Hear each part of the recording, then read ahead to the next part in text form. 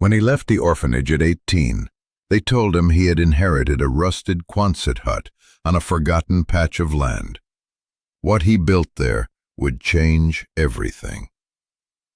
If you've ever been told you were worth nothing, or that the one thing left to you was a burden, then this story is for you. Hit that subscribe button and stick around, because we're going to talk about what it means to build a life from less than zero. My 18th birthday didn't come with a party or a cake. It came with a cardboard box and a handshake. The box held everything I owned: 3 changes of clothes, a worn copy of a book I'd read 100 times, and a photograph of 2 people I never knew, my parents. The handshake was from Mr. Henderson, the director of the St. Jude's Home for Boys, the last in a long line of institutions that had raised me. His hand was dry and firm, a gesture that was supposed to convey confidence and a final, formal farewell. It felt more like a push. "You're a man now, Leo," he said, his voice the same monotone it was during morning announcements and disciplinary hearings. "The world is yours. Don't mess it up." The world didn't feel like it was mine. It felt like a door I was being shoved through without a key. For 2 years I had known this day was coming. 2 years of mandatory life skills classes that taught me how to write a check I couldn't cash and interview for a job I didn't want. 2 years of counselors talking about transition plans and independent living. It all sounded like a foreign language for a future I couldn't picture. My plan was simple because it had to be: a bus ticket to the city, a room at a youth hostel, and a dishwashing job that a previous St. Jude's graduate had arranged. It was a life raft, not a ladder. But then Mr. Henderson slid a manila envelope across his desk. It was thick and had the name of a law firm printed in the corner. "This also came for you," he said, looking faintly annoyed, as if it were an inconvenient wrinkle in my scheduled departure from state custody. "It's about your grandfather's estate." I stared at the envelope. My grandfather. I had only the faintest memories of him, like faded photographs in my mind. A tall, quiet man, with hands stained by grease and dirt, the smell of sawdust and damp earth. He'd passed away when I was 6, right before I entered the system. I didn't know he had an estate. I didn't know he had anything. "His estate?" I asked, my voice barely a whisper. "He didn't have anything." Mr. Henderson shrugged, a gesture of bureaucratic indifference. "Apparently he had a piece of property, some land up north. The state has been the trustee, but now it's yours. A lawyer, a Ms. Albright, has been handling it. Her number is inside." He tapped the envelope. "Frankly, Leo, it's a bit of a problem. There are back taxes owed, significant ones. My advice? Call the lawyer and tell her to sell it. Whatever is left after the debts, if anything, will be a little seed money for you. Better than nothing." A problem. That's what he called it. The only thing anyone had ever left me, and it was a problem. I picked up the envelope. It felt heavy, not just with paper, but with a history I knew nothing about. For 12 years I had been a ward of the state, a file in a cabinet, a number on a budget sheet. I had nothing that was truly mine, nothing that connected me to a time before St. Jude's. Now this envelope, this problem. I didn't feel hope. Hope was a dangerous thing in a place like St. Jude's. It was the currency of the naive, and it always got spent. What I felt was a flicker of something else, something I hadn't felt in a very long time. Curiosity. A quiet, stubborn refusal to just accept the official story. Mr. Henderson was already standing up, ready to guide me to the door and complete the transaction of my emancipation. "The bus for the city leaves at 4, he said, checking his watch. "Don't be late." I clutched the envelope in one hand and the cardboard box in the other. Outside, a cold November rain was starting to fall, slicking the gray pavement of the parking lot. The world was waiting, and for the first time, I had a choice to make that wasn't on a multiple-choice test in life skills class. I could follow the plan, or I could open the envelope. The hostel room was exactly as I'd pictured it, small, smelling of disinfectant and stale air, with a metal bunk bed that squeaked if you breathed too hard. I sat on the thin mattress, the sounds of the city a distant, muffled roar through the single window. The cardboard box sat in the corner, a sad monument to my past. The manila envelope lay on the pillow beside me. For an hour, I just looked at it. It was a Schrodinger's box of inheritance. As long as I didn't open it, it could be anything. It could be a mistake, a bill for more money than I'd ever seen, or it could be something else. My hand trembled slightly as I tore the seal. Inside were several documents held together by a paperclip. The top sheet was a letter from the lawyer, Ms. Albright. It was typed on thick, cream-colored paper that felt important. The language was formal, dense with legal terms that swam before my eyes. Beneficiary, intestate, probate, tax lien. I scanned through the jargon, hunting for the simple truth. I found it in the second paragraph. The estate of Samuel Bell, my grandfather, consisted of a single asset, a 4.7-acre parcel of land in a county I'd never heard of, a 5-hour bus ride north. The property included a structure described as a Quonset hut. The letter went on to detail the problem Mr. Henderson had mentioned. 12 years of unpaid property taxes. With penalties and interest, the total came to $9,427, a figure so large it might as well have been $1 million. The county had placed a lien on the property. If the taxes weren't paid within 90 days of my 18th birthday, the land would be seized and sold at public auction. The letter concluded with the same advice Mr. Henderson had given, phrased more delicately. Ms. Albright had received a standing offer from a corporate entity, Westward Development Group, to purchase the property for $10,000. She recommended accepting the offer. After paying the back taxes and her legal fees, I would be left with approximately $300. $300. That was the value of my inheritance, the value of the only thing my family had ever given me. A wave of bitterness washed over me, so sharp it tasted like acid. This was a joke, a cruel cosmic punchline. 12 years of being nothing, and I inherit a debt. I crumpled the letter in my fist, the thick paper resisting. Then I stopped. Beneath it was a smaller envelope, yellowed with age.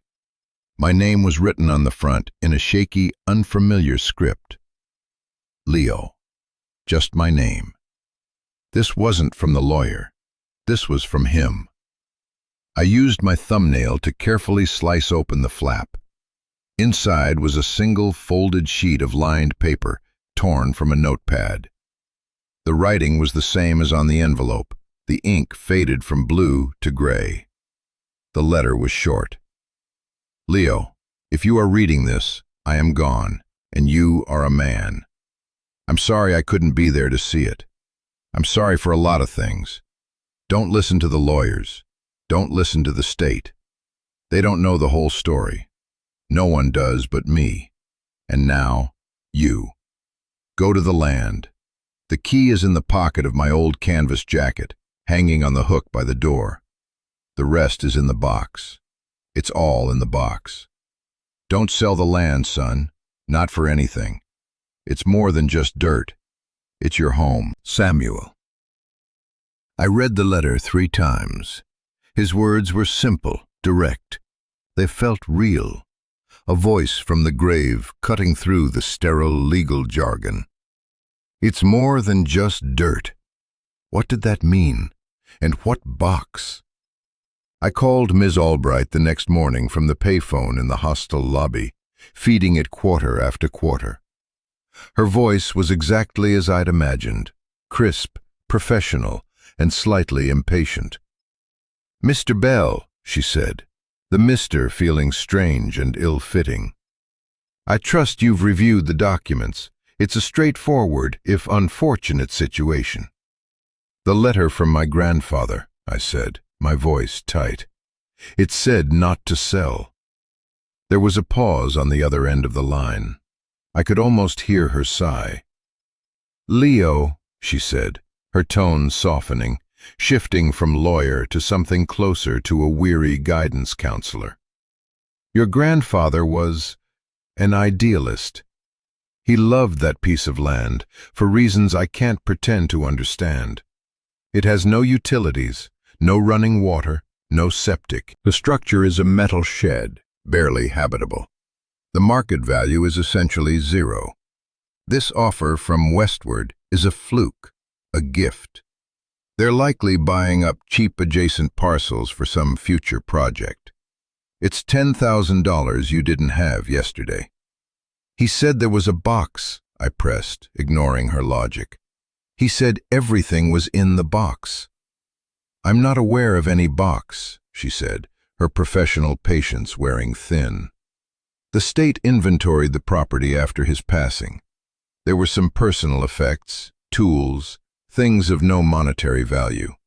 They were likely disposed of. Leo, you have 90 days. My advice is to take the offer. Sign the papers, I'll wire you the $300, and you can get on with your life." Get on with my life. The life that was planned for me. The dishwashing job, the hostel. I looked at my reflection in the dark glass of the phone booth. I saw a kid in a worn-out jacket, with tired eyes, and a future that felt as gray as the city sky. Then I looked at my grandfather's note, which I was holding in my other hand. It's more than just dirt. I had two paths. One was paved, clear, and led to a place I already knew I didn't want to be. The other was a dirt track leading into the unknown, to a piece of land and a promise from a ghost.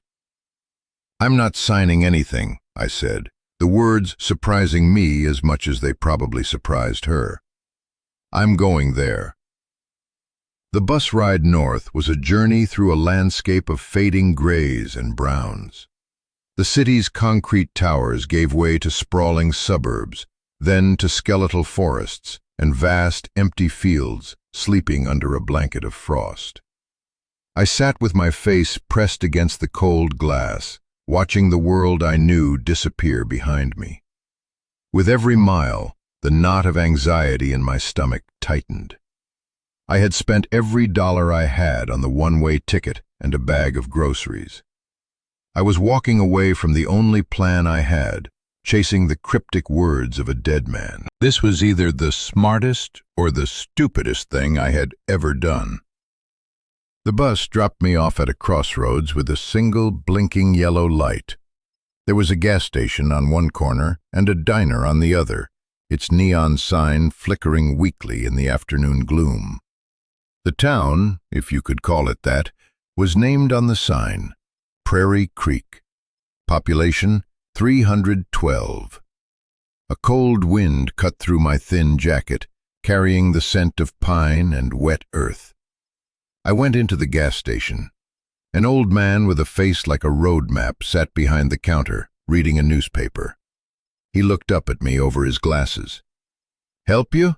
he asked, his voice raspy. "I'm looking for a piece of land," I said, my voice feeling small and thin. "It belonged to a man named Samuel Bell." The old man's eyes narrowed slightly. He put his paper down. "Sam Bell's place. Haven't heard that name in a while. You family?" "His grandson," I said. He nodded slowly, studying me. "You got his eyes. Place is about 4 miles down that road," he said, pointing west. "Can't miss it. Big, ugly, metal half-circle thing sitting in the middle of a field. No one's been out there since, well, since Sam passed. He paused. You planning on staying? The question hung in the air. Was I? I didn't have an answer. Just looking, I said. Is there a taxi service? He let out a short, dry laugh.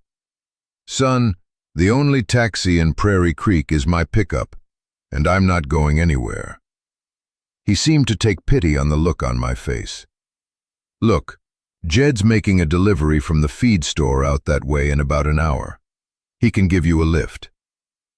An hour later, I was in the passenger seat of a rattling Ford pickup, the cab smelling of hay and chewing tobacco. Jed was a man of few words. He grunted a hello and focused on the road, a two-lane blacktop that quickly turned to gravel. We bumped along, the truck's suspension groaning in protest. The landscape was stark and beautiful in its own way. Rolling hills covered in dry, golden grass, dotted with groves of dark green fir trees. There were no other cars, no other houses. Just the land, the sky, and the endless gravel road. There it is, Jed said, slowing the truck. He pointed to a shape on the horizon. It was a low, curved silhouette against the pale sky, the color of rust and rain. As we got closer, the details emerged. A long, corrugated steel arch, like the top half of a giant tin can, sitting in a wide, unkempt field. A Quonset hut. It looked abandoned, forgotten, a monument to decay. Jed pulled over to the side of the road. This is as far as I go. Good luck, kid. He didn't wait for a reply, just put the truck in gear and rumbled away, leaving me in a cloud of dust and silence.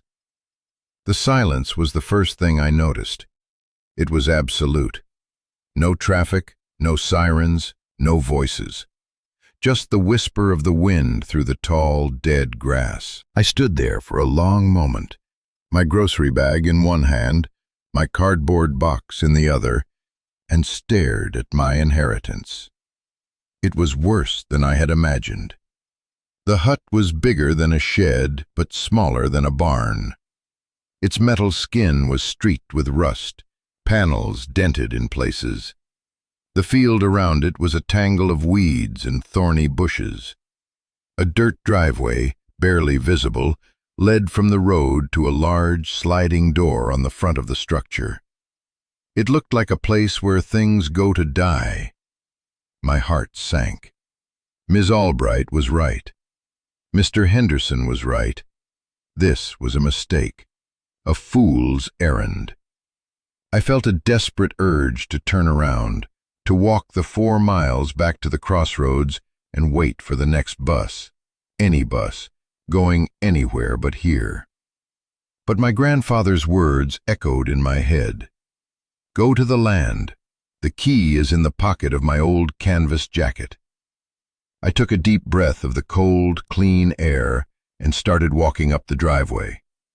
The ground was soft and uneven. My feet crunched on dry leaves and twigs. The closer I got, the more dilapidated the hut looked. The sliding door was slightly ajar, held in place by a thick chain and a heavy padlock. To the right of the main door was a smaller, man-sized door, the kind you'd find on a house. It was closed tight. On a hook next to it, just as the letter had described, hung an old jacket. It was canvas, once brown, but now faded to a pale tan, stiff with age and exposure to the elements. It was covered in a fine layer of dust and cobwebs. My hand shook as I reached for it. It felt like I was reaching across time, touching something that belonged to him. I plunged my hand into the right side pocket. My fingers brushed against dirt, a crumpled receipt, and then something cold and metallic. A key. A single, old-fashioned brass key. It felt heavy in my palm, a solid piece of reality in this dreamlike, desolate place. I looked from the key to the door, then back at the vast, empty landscape surrounding me. This was it, the point of no return. I put the key in the lock. The lock was stiff, but with a grunt of effort, it turned. The click echoed in the profound silence. I pushed the door open. It scraped against the floor, swinging inward into darkness. A wave of cold, musty air washed over me, a smell compounded of dust, damp, mildew, and something else, something faintly metallic and oily, like an old workshop. I stood on the threshold, letting my eyes adjust. The inside of the Quonset hut was one vast cavernous space, the curved ceiling lost in shadow high above. The only light came from the open door and a few grimy plastic skylights set into the roof, casting down hazy beams that illuminated swirling dust motes. It was a cathedral of forgotten things. Against one wall was a long, sturdy workbench cluttered with tools. Vices, wrenches, hammers, and saws hung from a pegboard, each outlined in dust. Jars filled with screws, nuts, and bolts lined a shelf. It was messy but organized, the controlled chaos of a man who worked with his hands. In the center of the space sat a hulking shape under a canvas tarp. I walked over and pulled a corner of the tarp back. It was a tractor, an old farmall, its red paint faded and peeling. It looked ancient, a relic from another era. In another corner, there was a small living area, a simple metal frame cot with a thin, striped mattress, a small wood-burning stove, its pipe running up to the ceiling, a single wooden chair, and a small table. This is where he lived. The thought hit me with an unexpected force. This wasn't just a workshop, it was his home. I walked over to the cot. A threadbare wool blanket was folded neatly at the foot. On the small table beside it sat a tin coffee cup and an ashtray with a single fossilized cigarette butt.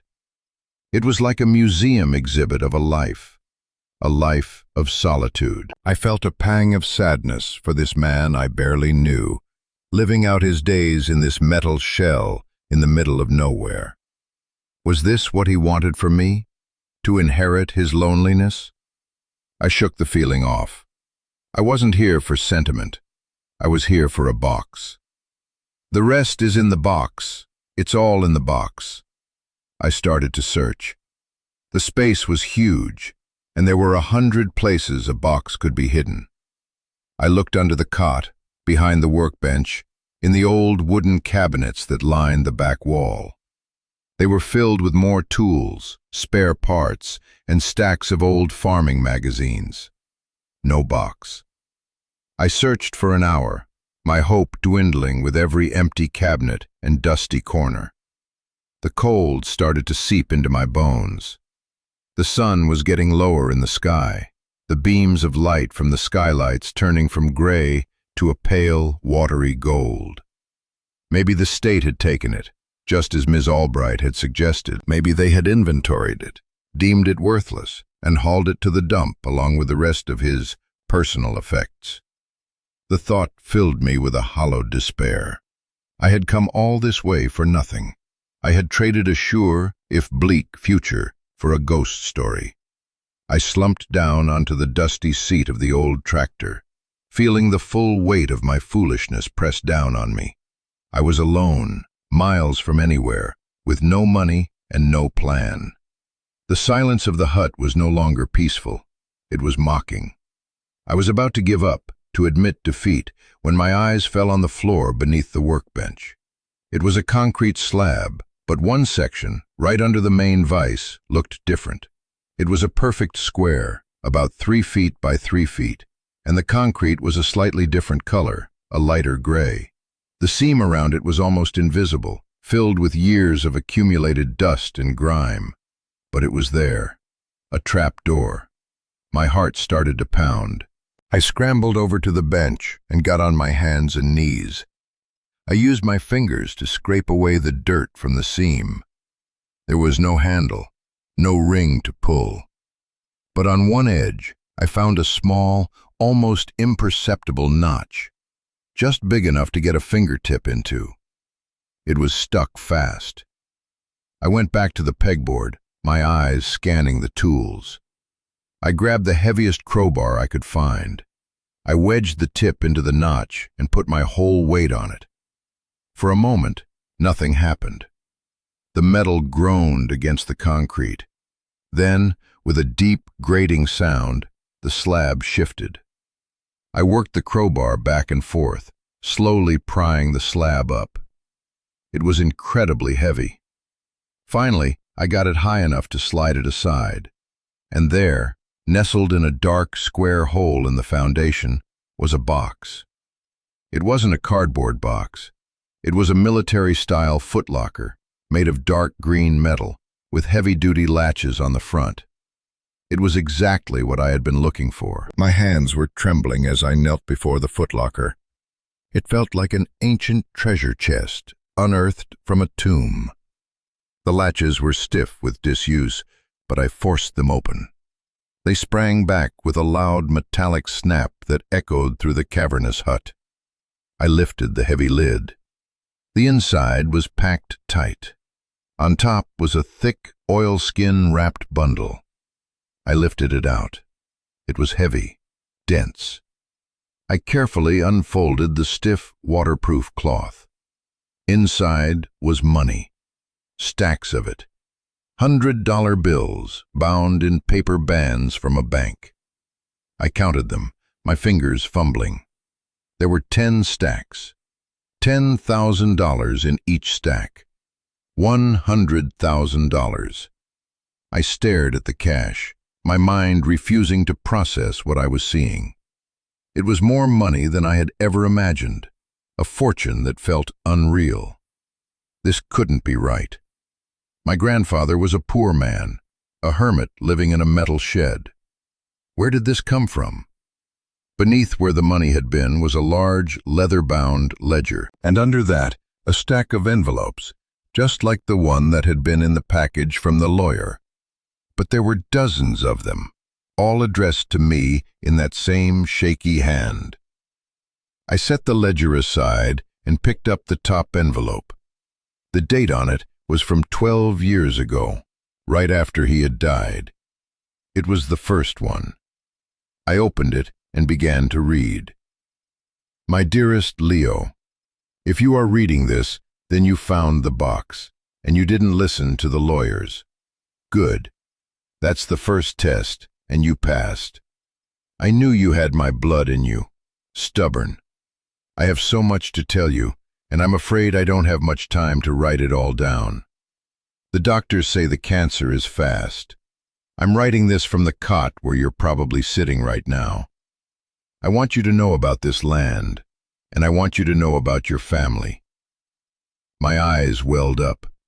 This was the first time anyone had spoken to me like this, as family, in over a decade. I had to pause, wiping my eyes with the back of my dusty hand before I could continue reading. Your grandmother, Eleanor, and I bought this place 40 years ago. It wasn't much, but it was ours. We worked it, we lived on it, we loved it. We raised your father here.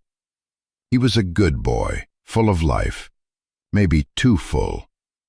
He and your mother, they made some bad choices, got mixed up with bad people. It wasn't their fault, not really. They were just young.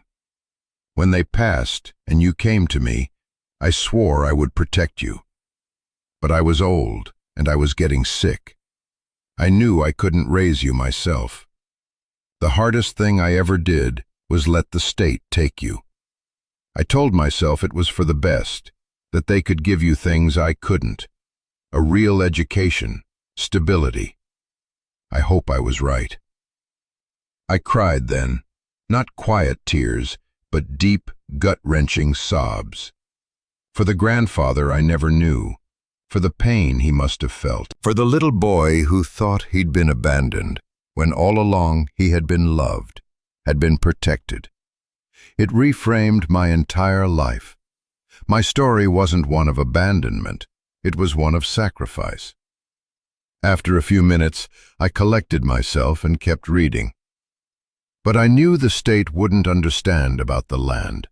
They'd see it as a liability, just like the lawyers do. They'd sell it for pennies to pay for your upkeep. And I couldn't let that happen. Because this land isn't just dirt, Leo. It's a promise. About 15 years ago, a man from a company called Westward Development came to see me. He wanted to buy the land, offered me a lot of money. I said no. He came back a month later, offered me double. I said no again. This went on for a year. They got aggressive. They wanted to know why I wouldn't sell this worthless patch of dirt. I never told them. I'm going to tell you. This is what so many of us go through. We're handed a story about our lives, a story told by institutions, by caseworkers, by people who only see us as a file or a problem to be solved. And we believe it. We believe we are the abandoned, the forgotten, the worthless. If you've ever felt that way, I want you to stop for a second and just breathe. And I want you to write, "My story is mine," in the comments below. Because realizing that you have the power to uncover the truth, to find the letters in the box and reread your own history, that is the beginning of everything. Your story isn't what happened to you, it's what you do with it. Now, let's get back to what I found in that box. I picked up the next letter, my heart pounding with anticipation. The story was starting to take shape, the puzzle pieces clicking into place. The money, the land, the mysterious developer. It was all connected. The reason they want this land, Leo, has nothing to do with the land itself. It's what's underneath it. When your grandmother and I first bought this place, we had to dig a new well. We went deep. And we hit something I've never seen before or since. A massive underground aquifer, a river of pure, clean water. In a part of the state that's getting drier every year, that water is more valuable than gold. It's not on any official maps. The only people who know about it are me and now you. I sat back, stunned. Water rights. I'd heard the term before, but I never understood what it meant. Now I did. It meant leverage. It meant power. My grandfather hadn't been a hermit. He'd been a guardian. He wasn't hoarding land. He was protecting a resource. Westward Development knows, the letter continued. I don't know how, but they do. Their plan is to buy up all this cheap, dry ranch land and build luxury resorts and golf courses. But they can't do it without the water. And I hold the rights. This little 4.7-acre parcel is the key to their entire multi-million-dollar project. They thought they could bully an old man into selling. They were wrong. I could feel the pride in his words, the quiet, unyielding strength of him. He had fought a silent war for years, all alone in his metal hut. So I made a plan, he wrote. I knew that if I died, the state would get control, and Westward would snap the land up from them for the price of the back taxes. So I started saving. Every penny I made from selling hay, from fixing engines for the folks in town, I put it away. That's the money you found.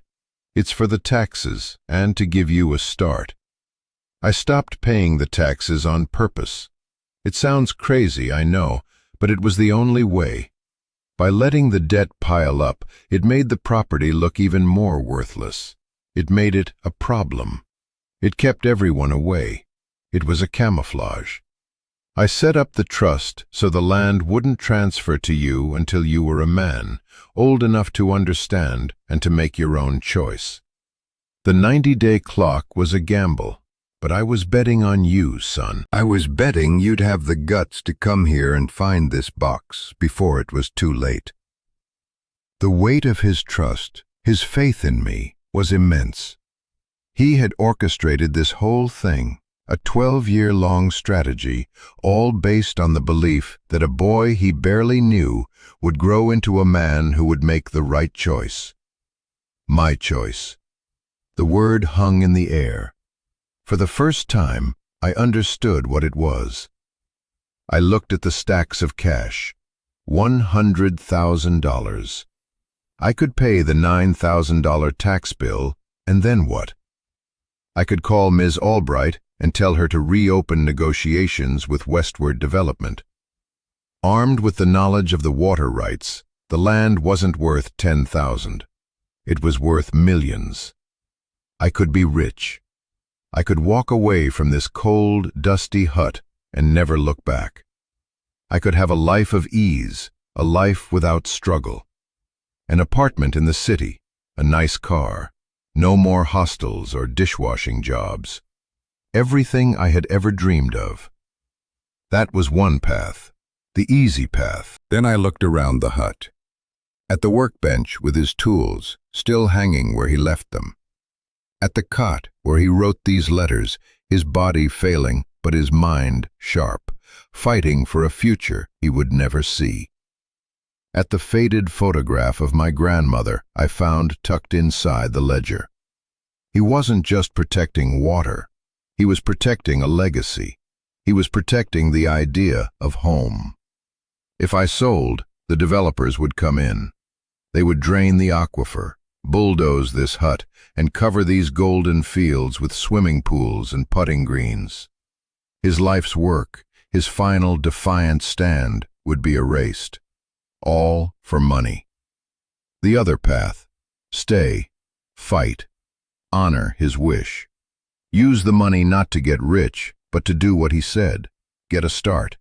Pay the taxes. Fix this place up. Become the guardian he had been. It was a path that led to hardship, to a legal battle against a wealthy corporation, to a life of solitude and struggle in this remote corner of the world. It was the harder path. I felt dizzy, overwhelmed. The enormity of the decision was crushing. I stumbled out of the hut and into the twilight. The sun had set, and the sky was a deep, bruised purple, studded with the first stars. The air was bitingly cold. I was just a kid. An hour ago, my biggest problem was where my next meal was coming from. Now, I was holding the fate of a secret river and the legacy of a man I never knew. I sank to my knees in the dry grass, the $100,000 question burning in my mind. Who was I? Was I the boy who just wanted to escape, to finally have something easy? Or was I Samuel Bell's grandson? I didn't sleep that night. I sat in the dark, wrapped in the old wool blanket from the cot, the silence of the hut pressing in on me. The money sat on the table, a dark, powerful weight in the center of the room. The letters were spread out around it. I read them all, over and over, piecing together the story of his life, and by extension, my own. He wrote about the changing seasons on the land, the satisfaction of a hard day's work, his love for my grandmother. He wrote about his fears for me, his hopes for my future. He never told me what to do. He just laid out the truth and trusted me to handle it. As dawn broke, casting long gray fingers of light through the skylights, I knew my answer. It wasn't a lightning bolt of clarity. It was a quiet, slow-dawning realization, like the morning itself. Selling the land would be like selling a part of myself I had only just discovered. It would be an act of abandonment, the very thing I had spent my life fearing. My grandfather hadn't saved this land for its monetary value.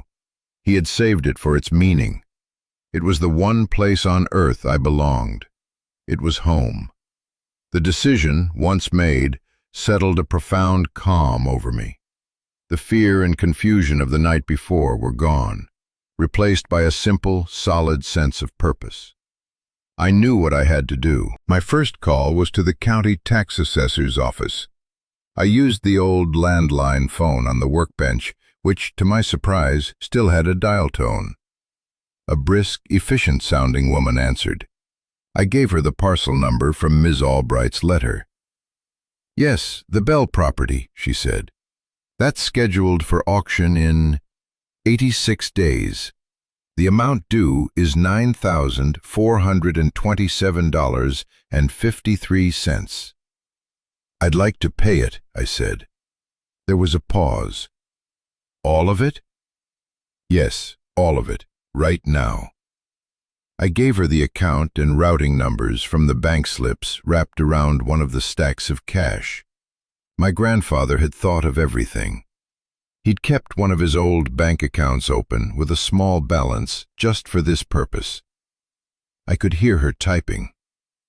"All right," she said, her voice holding a new note of surprise, maybe even respect.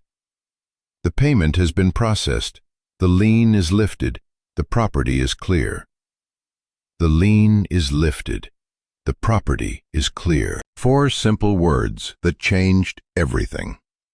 It was mine. Truly, legally, indisputably mine. My next call was to Ms. Albright. It was early, and she sounded groggy when she answered her cell phone. "It's Leo Bell," I said. "Leo, it's 7 in the morning.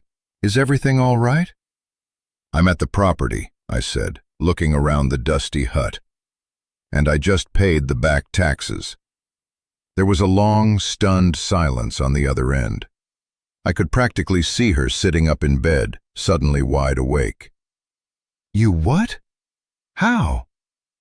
"My grandfather left some money," I said simply. "He had a plan." I see," she stammered.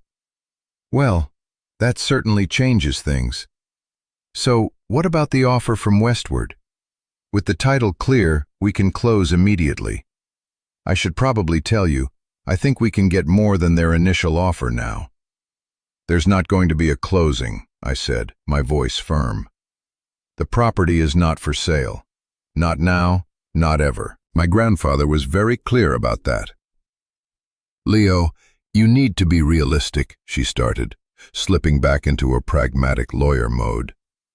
"You're a young man with no resources. What are you going to do with a piece of raw land and a metal shed?" "I'm going to live here," I said. The words felt right. They felt true. "This is my home." I could hear her take a deep breath, a mix of exasperation and something else. Maybe, just maybe, a sliver of admiration. "All right, Leo," she said finally. "It's your property. It's your decision. But you should know, Westward Development isn't going to just walk away. They play rough." "I know," I said, looking at the crowbar still leaning against the wall. "So do I." After I hung up, I stood in the middle of the hut, a feeling of pure, unadulterated ownership washing over me. This was mine. The floor, the walls, the tools, the silent tractor. It was all mine. I had to start somewhere. I couldn't fight a legal battle or build a house in a day, but I could do something. I could make a mark. I walked to the huge sliding front door, the one chained shut from the outside. I went out the small side door, my breath pluming in the cold morning air. I found the heavy chain in the padlock. I didn't have the key for this one. I went back inside and grabbed the crowbar. It took 3 solid, jarring hits, but the old lock finally shattered and fell to the ground. I grabbed the edge of the massive door and pulled. It resisted, groaning on its rusty track. I dug my heels in and pulled with all my might. Slowly, inch by inch, it began to move.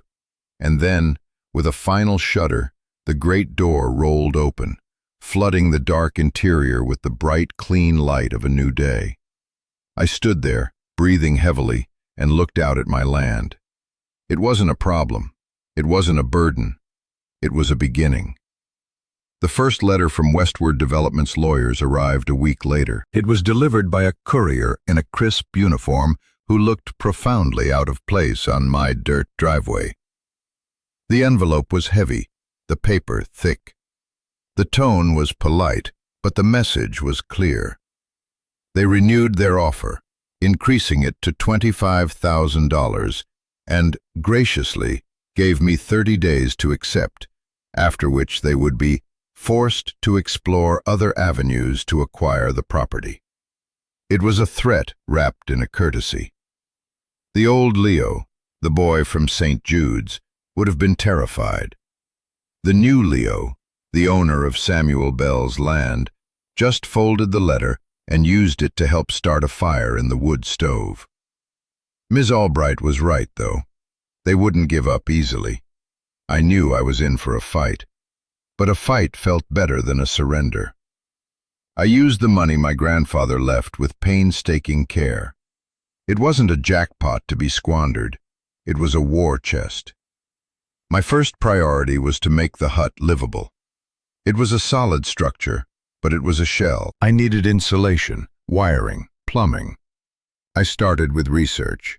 I spent hours at the Prairie Creek Public Library, a tiny one-room building with a slow dial-up internet connection, reading about off-grid living, septic systems, and solar power. I bought books on carpentry and electrical work. My life became a series of small, manageable projects.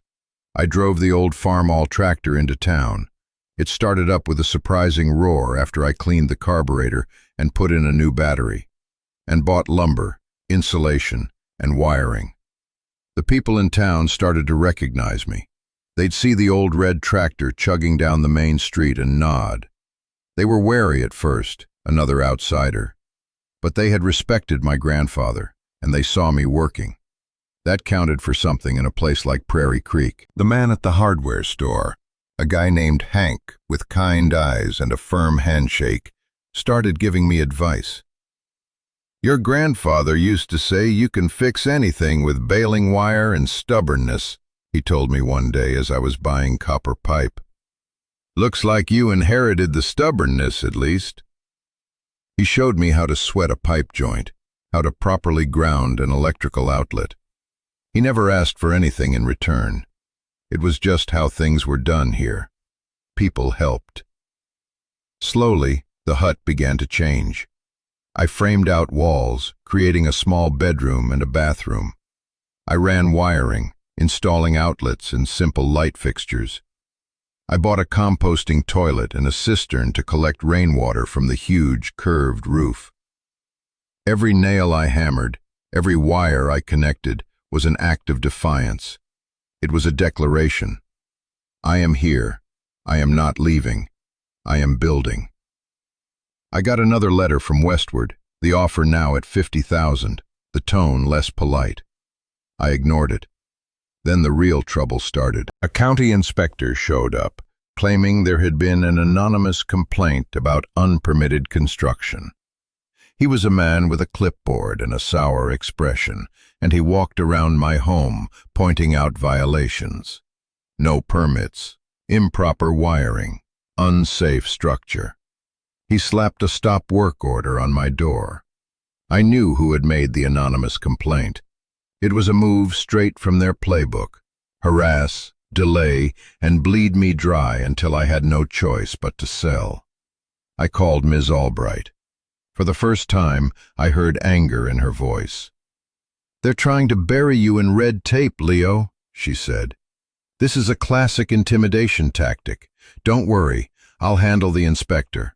But you need to understand, this is just the beginning. They will come at you from every angle." She was right. The next week, I received a notice of a lawsuit. Westward Development was suing me, claiming an old, obscure easement right that would allow them to run a pipeline directly through the middle of my property. It was a ridiculous claim, based on a 100-year-old map, but it would cost thousands in legal fees to fight. The money in the footlocker, which had once seemed like a fortune, was starting to feel terrifyingly small. The weight of the fight began to wear on me. There were days I'd wake up in the cold, dark hut and feel a crushing despair. The loneliness was a physical presence. The scale of the battle I was fighting felt impossible. I was one person against a faceless corporation with bottomless pockets. I would sit on the front step, looking out at the land, and the temptation to just give up, to take their money and run, would come rushing back. On one of those dark days, Hank from the hardware store drove out. He didn't say much, just handed me a thermos of hot coffee and a bag of his wife's molasses cookies. We sat on the step, drinking the coffee in silence for a while. "Sam was a fighter," he said finally, looking out at the fields. "Stubbornest man I ever met. That company tried the same nonsense with him. Lawsuits, inspectors, all of it. Wore him down some, but he never broke." He turned to me. "You've got a whole town here that remembers that. We remember him. You're not as alone as you think you are." His simple words were like a shield. They reminded me what I was fighting for. It wasn't just the water. It wasn't just the land. It was for the right to exist, to build a life on my own terms, to honor the man who had given me that chance. I wasn't just defending a piece of property. I was defending my home. The legal battle dragged on for nearly a year. It was a war of attrition. Westward's lawyers filed motion after motion, burying Ms. Albright in paperwork, trying to drain my resources and my will. The easement lawsuit was their primary weapon. It was a constant, looming threat. But something had shifted. I wasn't just a scared kid anymore. I was a landowner, a builder, and thanks to Hank, I knew I wasn't entirely alone. Ms. Albright, who had once advised me to sell, became a fierce advocate. She saw the injustice of it, the classic story of a corporate bully trying to crush an individual. She reduced her fees, telling me to consider it an investment. "I don't like bullies," she said during one of our many phone calls. "Let's make them bleed." We fought back. We filed counter motions. We demanded discovery, forcing Westward to produce documents. It was a slow, grinding process. While the lawyers fought, I worked. The hut was now a home. It was small and simple, but it was warm and dry. I had lights, a working kitchen, and a hot shower fed by a solar water heater on the roof. I had built it with my own 2 hands. I started a garden, tilling a small patch of earth near the hut. I planted tomatoes, squash, and potatoes. Tending to it, watching things grow from the soil my grandfather had worked, connected me to the land in a way I hadn't expected. It was a quiet joy, a balm against the stress of the lawsuit. I started taking on small jobs in town, fixing engines and farm equipment, just like he had. The work came easy to me. The muscle memory seemed to be in my blood. The money I earned wasn't much, but it meant I wasn't just draining the Foot Locker fund. I was contributing. I was self-sufficient. I was becoming a part of the community. People would stop by, not with suspicion, but with a friendly wave, a pie, or a bit of local gossip. They saw the lights on at the old Bell place and were glad of it. The turning point came from the most unexpected place. It came from the leather ledger I had found in the Foot Locker. I had initially dismissed it as old farm records, but one night, unable to sleep, I started reading it more closely. It wasn't just farm records. It was my grandfather's journal. He had documented everything, every conversation with Westward's representatives, every threat, every offer. And crucially, he had documented his own research. He had hired a hydrologist back in the day to confirm the size and flow of the aquifer. The full report was tucked into the back of the ledger. It proved unequivocally the immense value of the water source. But that wasn't the bombshell. The bombshell was a name he had written down, circled several times, with a question mark next to it. Arthur Vance, Vice President of Acquisitions for Westward Development. My grandfather had noted that Vance seemed unusually personally invested in acquiring the property. He had made a few notes, trying to find a connection. He never did. But I had a tool he didn't: the internet. I took the ledger to the library and spent a whole day digging into Arthur Vance. I found articles, interviews, corporate profiles. And then I found it.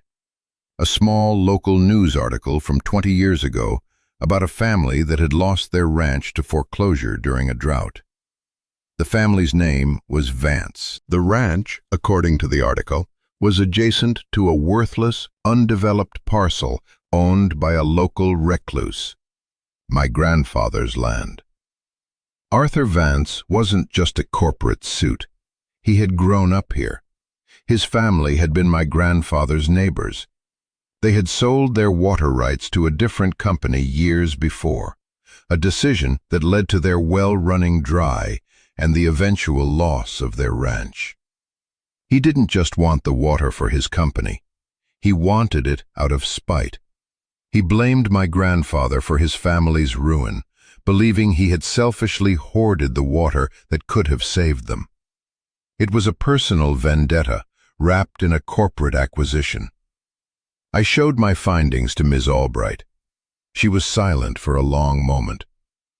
"This is it, Leo," she said, her voice electric. "This is the leverage we needed. This isn't a business dispute anymore. It's a personal vendetta being funded by corporate shareholders. If this gets out, the board will be furious. Vance will be ruined." The next day, Ms. Albright sent a single, carefully worded letter to Westward's board of directors, bypassing their legal team entirely. The letter laid out the facts, the hidden aquifer, the history of harassment, and the personal conflict of interest involving their vice president of acquisitions, Arthur Vance. She attached a copy of the hydrologist's report and the news article about the Vance family ranch. She didn't ask for a settlement. She simply stated that if the lawsuit was not dropped within 48 hours, we would be holding a press conference and filing a countersuit for malicious prosecution and corporate malfeasance. We were calling their bluff. For 2 days, I lived in a state of suspended animation. Every time the phone rang, my heart leaped into my throat. Every car that drove down the road made me jump.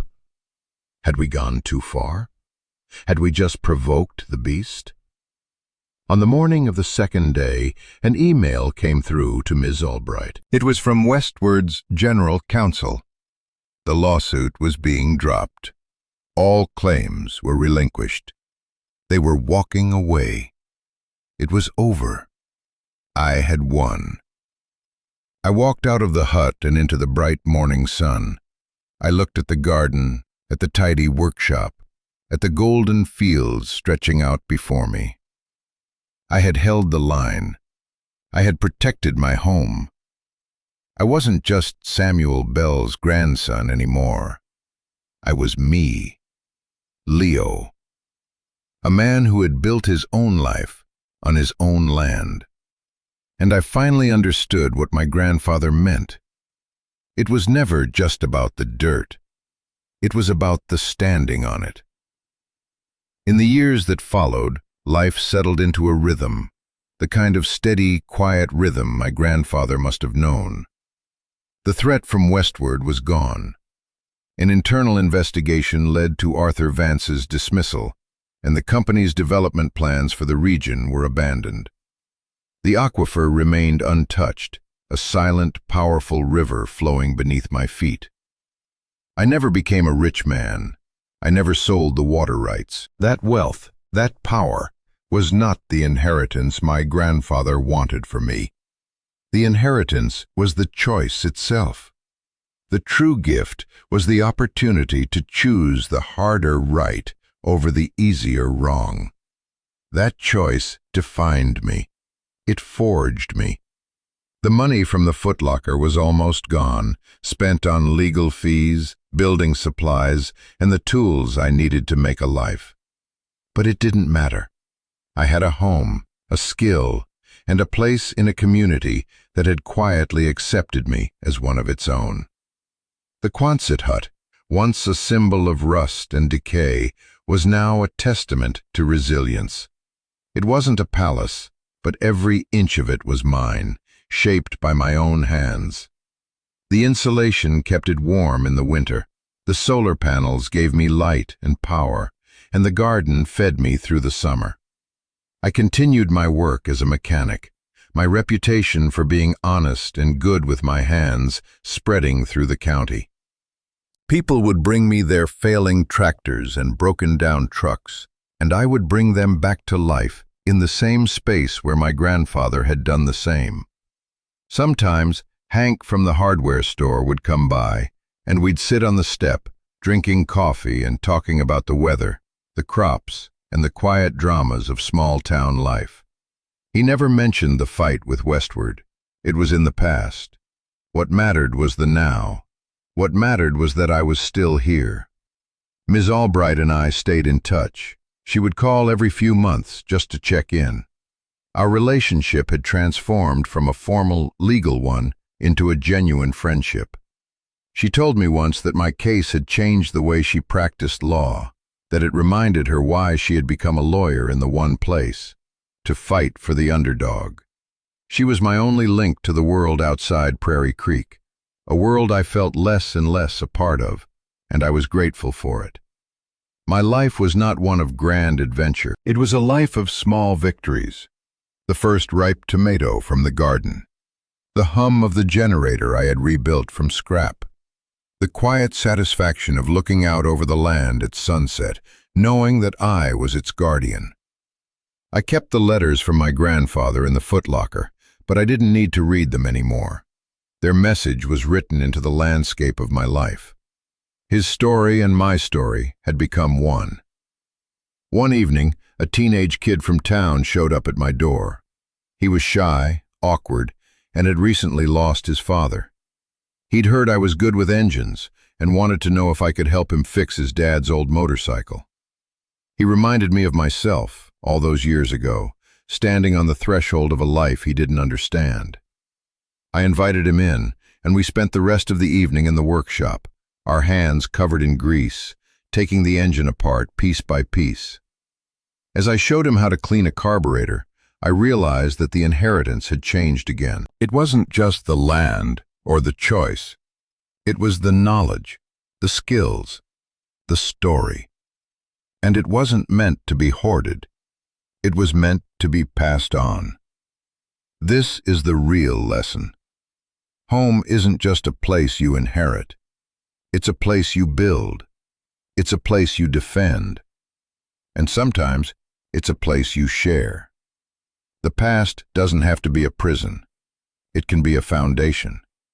The wounds we carry from our childhoods, the stories of abandonment and loss, they don't have to define our future. We can find the truth. We can choose our own path. We can build our own shelter against the storm. My story isn't about getting rich or winning a big lawsuit. It's about the quiet, radical act of choosing to stay, of putting down roots in a place you were told was worthless and making it bloom. It's about building a home, not just with wood and nails, but with purpose, with integrity, and with hope. If this story resonated with you, if you've ever had to build a life from the ground up or fight for your own small patch of earth, please share your story in the comments. This channel is more than just stories. It's a community for people who understand that the most valuable things in life are the ones you have to fight for. Thank you for listening, and don't forget to subscribe because there are so many more stories to tell. Your story matters, my story matters, and together we can build something that lasts.